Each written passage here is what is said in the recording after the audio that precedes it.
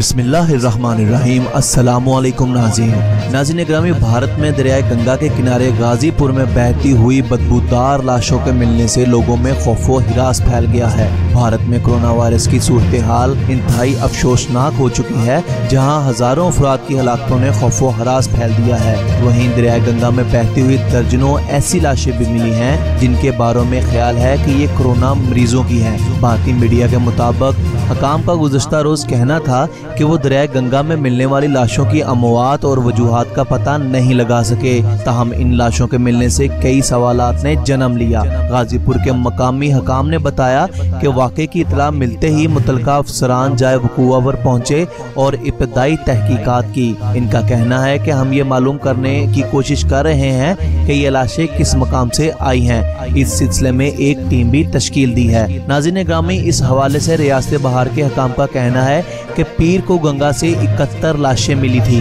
जबकि उत्तर प्रदेश के हकाम के मुताबिक तकरीबन 100 लाशें गंगा के किनारे से मिल चुकी हैं। नाज़रीन ग्रामी, दरियाए गंगा से मिलने वाली ये लाशें पुरानी हैं जो फूल चुकी हैं, जबकि हकाम की जानब से लाशों के पोस्टमार्टम भी किए गए हैं, लेकिन अब तक मौत की वजह सामने नहीं आ सकी। गैर मुल्की खबर रसां अदारे के मुताबिक भारतीय हकाम का कहना है कि 2 अलग अलग रियासतों में गंगा बहती है। लाशें मिलने की तहकीकात शुरू कर दी गई हैं। नाज़रीन ग्रामी, आप लोगों को क्या लगता है कि दरिया गंगा में इतनी ज्यादा लाशें और गली सड़ी और बदबूदार लाशें कहां से आईं, जबकि अब तक इंडियन मीडिया और इंडियन हकाम इस बारे में बताने से कासिर हैं।